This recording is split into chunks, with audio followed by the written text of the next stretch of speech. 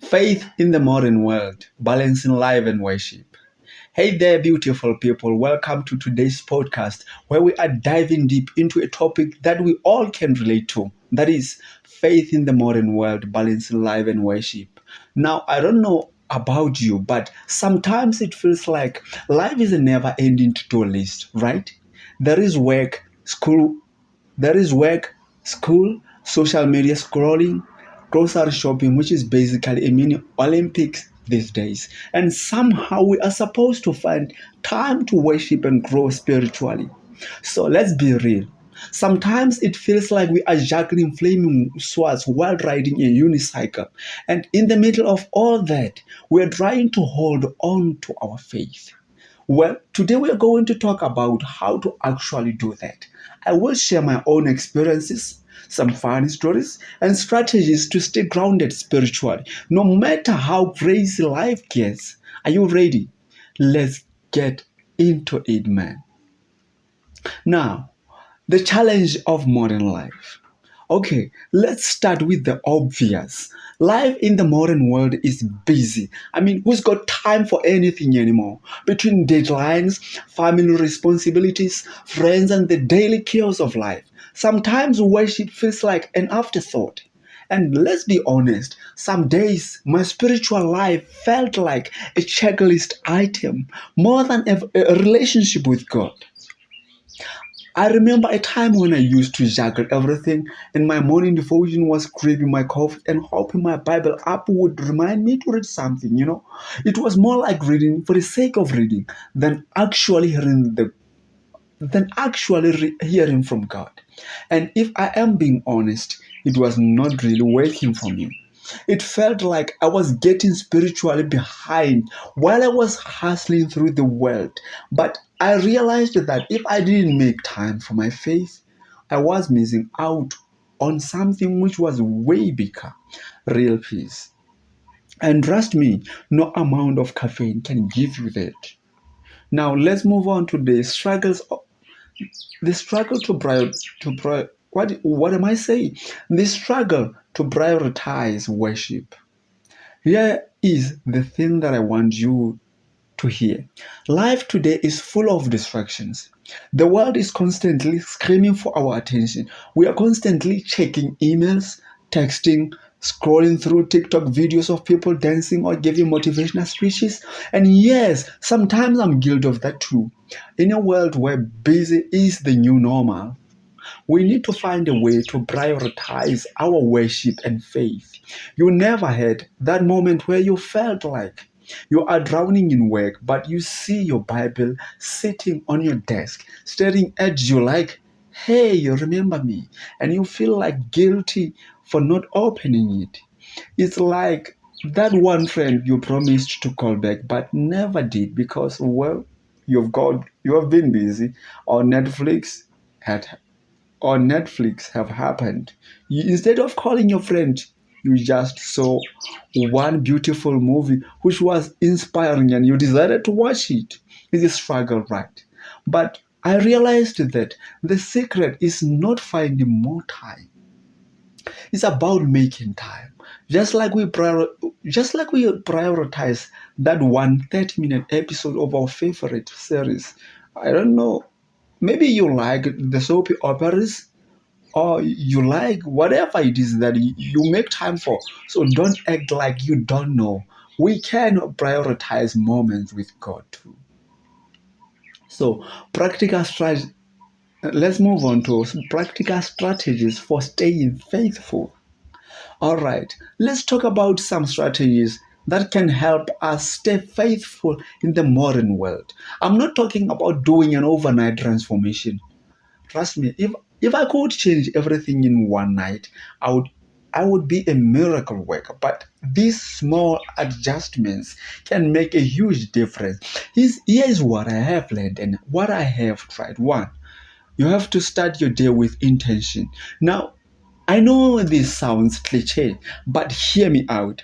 The first 10 to 15 minutes of your morning can set the tone for the whole day. Start with a prayer, even if it's just a quick one like, Lord, Guide me today. And trust me, it makes a difference. No more rushing out the door without even acknowledging God. That small act can bring peace to your chaotic day. Secondly, set aside sacred moments during the day. I'm not saying you need to go all monk like, and meditate for 2 hours in a candlelit room. Unless that's your thing, go ahead. But take a few moments during the day to reconnect. A prayer while you are walking to your car. A brief moment of worship while you wait for the microwave. Or even just a thank you prayer as you sip your coffee. These moments are the ones that are up. Thirdly, use technology to our advantage. We all have smartphones, right? But instead of spending hours scrolling aimlessly, use that phone to get spiritually fed. There are tons of Bible apps, worship playlists, and podcasts that can help you grow in your faith. I like to listen to worship music while I am working, or even put a podcast that talks about faith and life. It keeps my mind focused on things above instead of getting lost in the scroll. Let's move on to the fourth step, which is finding balance. Finding balance. Now let's talk about balance. Balance is the myth of the myth of balance. We all want it, but is it achievable? Spoiler alert, it's not about balance, it's about priorities. When I was in the university, I had this amazing system where I would juggle work, school, and social life. But guess what? It was a complete disaster. My life, which is my faith life, non existent. I had no balance, just chaos. But as I matured and grew in my faith, I learned that balance is not about doing everything at once perfectly, but it's about knowing where your priorities lie. And for me, faith is at the top of the list. Does that mean I spend hours praying every day? No, it means that I just make time. Does it mean I'm perfect? Definitely not. But it means that I am learning to balance the important things and make room for God's presence. Remember, sometimes we need to say no to certain things so that we can say yes to God's call. Now, let's move on to the fifth step, which is overcoming guilt. Let's talk about something else, which is guilt. You know that feeling when you miss church or haven't prayed in a while? Yeah, that heavy weight on your chest. Well, let me tell you about something that relates to God. God doesn't want you to live in guilt. You are a human and life is messy. We all have those days when faith takes a backseat. But God is not out there or out here with a clipboard shaking off whether you have prayed for 15 minutes or for 10 minutes or fasted for 24 hours. He is here to love you through your mistakes and challenges. Go let go of that guilt. Just pick yourself up, talk to God, and move on and move forward. The beautiful thing about faith is that it's not a race, it's just a journey. Let's move on to the sixth step, which is worship through action. Lastly, worship is not just about singing hymns. Although those are awesome, worship is also about how we live our lives. I have learned that even in my busy world, I can worship through my actions, helping someone in need, showing kindness to a stranger, and forgiving those who have wronged me. Those are all forms of worship. So, as you go through your day to day, remember that every action can be an act of worship. God sees your heart and He knows that you are doing your best to live for Him.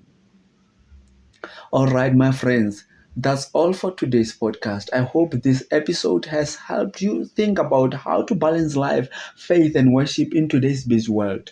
Trust me, it's not easy, but with a little intention and some grace, you can do it. Remember, God is not asking for perfection. He is asking for your heart. So make space for Him, even if it's just a few minutes a day. Your relationship with Him will grow. And before you know it, you will see your life changing in ways you never expected. Thank you so much for listening. If you enjoyed this episode, don't forget to like, share, and subscribe. Until next time, may your faith continue to grow. May your life be filled with worship, joy, and peace. May God bless you. Amen.